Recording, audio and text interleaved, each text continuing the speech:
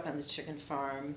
We did not have money for me to go to college. I graduated from high school when I was 16, and I had a terrible time getting a job because people didn't want to hire a 16-year-old for a responsible job. I did find a job as a secretary, though, and then I had two really wonderful bosses who found scholarships for me, so I went to college for 2 years, and then I taught school.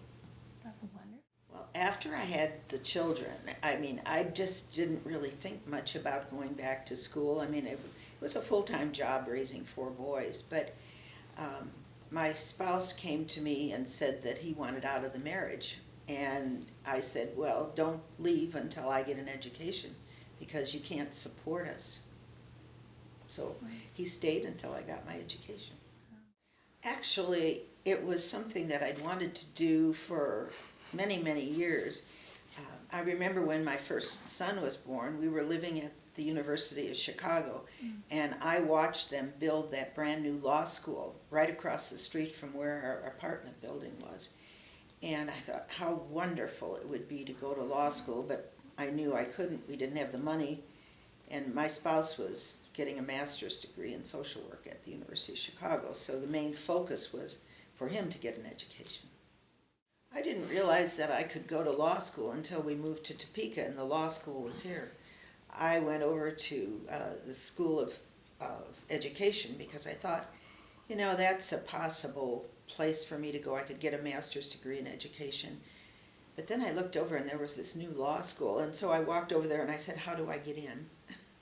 What did they tell you? They told me I had to take a test, and that was in February. And so I immediately took the test and I enrolled in the summer school, and that was the beginning of my career.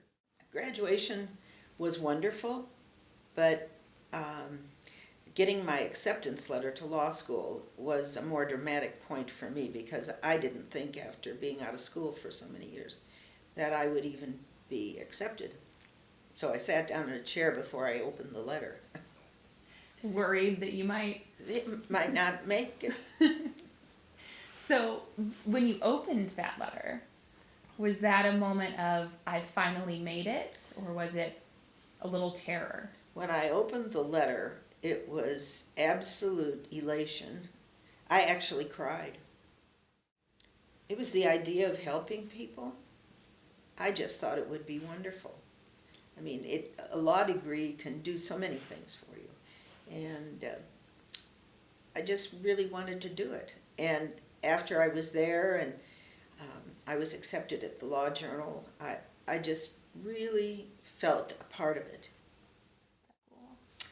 The first year of law school was very difficult because I had never had any connection with the law field, and so all the terminology was really difficult.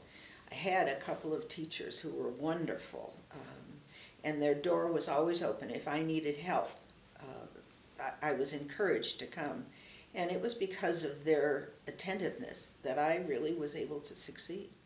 The male students were very welcoming, but that kind of changed after law school when they got hired into firms and I got hired into a firm. That friendship really wasn't there anymore. The first year out of law school was probably the loneliest year of my life. There was no other woman in private practice in Topeka at the time, and the men were very cliquish, and there was another male who was hired at the same time that I was from a different law school, and within 6 months he was making more money than I. The environment at the law firm, it was interesting. There was one lawyer there who didn't speak to me the first 6 months I was there. And things were very, very difficult. They would go up and down the hall and invite all the men to go out to lunch and pass my office. And so, it was a difficult time. But, eventually they did make me a partner. And I never signed a partnership agreement because they refused to put the words he or she in the agreement. And Jim Waugh, who was the senior partner at the firm at the time, said, well, if you insist on doing that, we should just put one word in, and it should be spelled S-H-E-I-T, and that'll cover everybody. And I said, no. And so, the whole 12 years I was there, I never signed an agreement. And at the time, when I was at the Cosgrove firm, there was a lawyers club in town, and the lawyers club only had men in it. And the secretary would take all of the orders for those that were going to lawyers club for that night, and I asked her about it one time, and she said, well, these are the members of the lawyers club, and I have to check and see if they're going tonight. And so then after that, I was fortunate enough to have access to some of their minutes of their meetings, and there were judges, and more of the prominent lawyers in town were members of the Lawyers Club.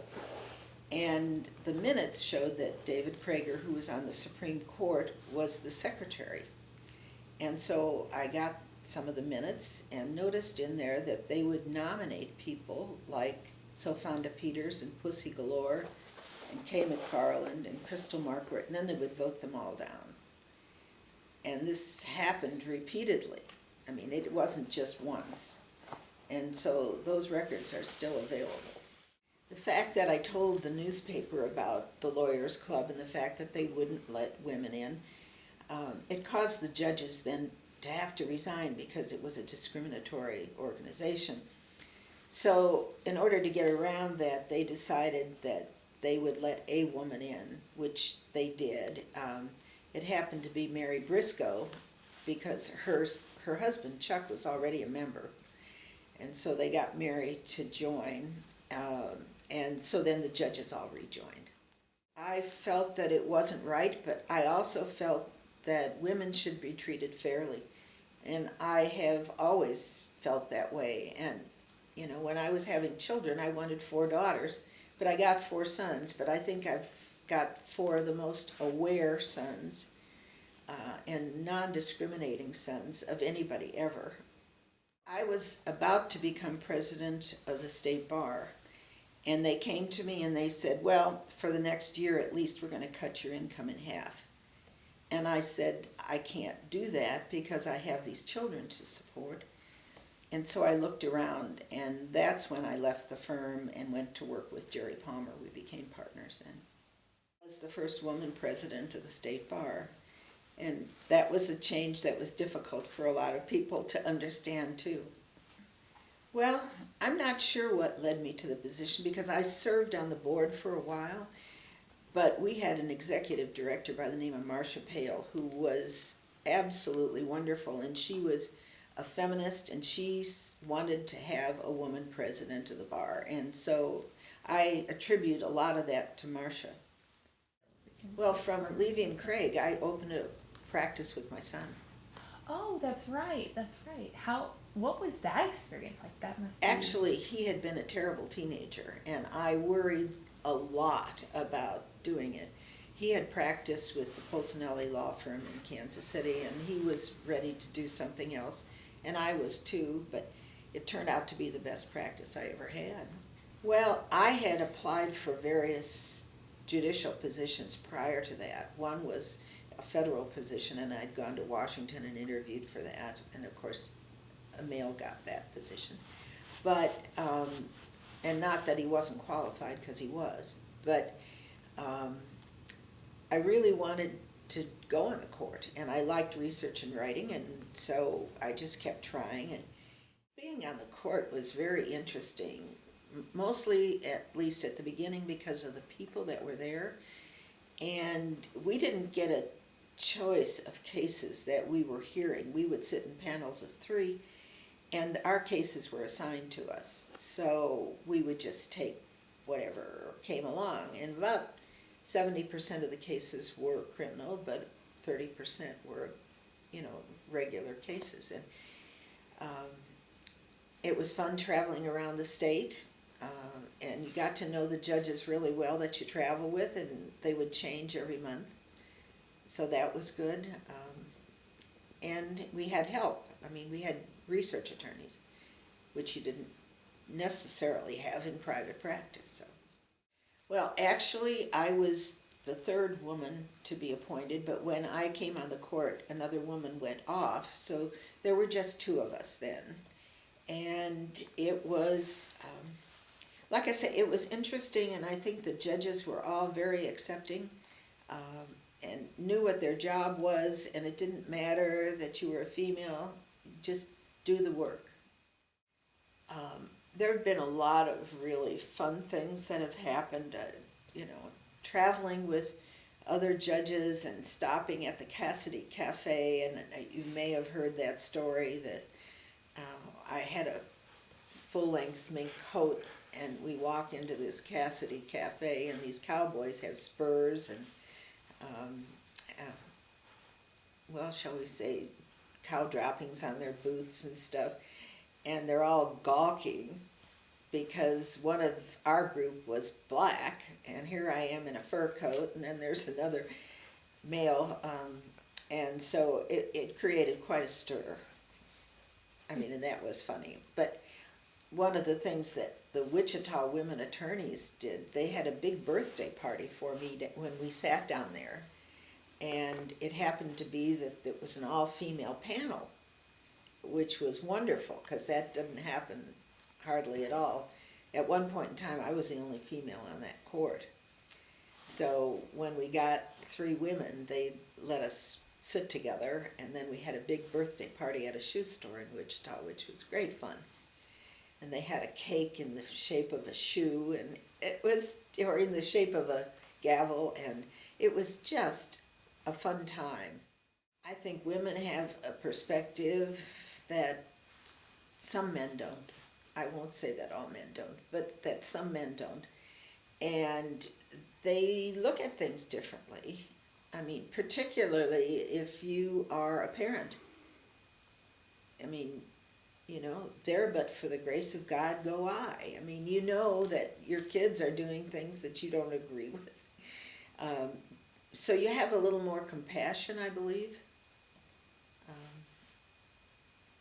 I'm not saying that men can't, but I'm saying that by and large I think more women do. My hope for the future is that the general public knows more about the issue of lawyering and what it means to be a lawyer, and that the public derision that is often out there disappears. Lawyers are there to help people, and the public should understand that.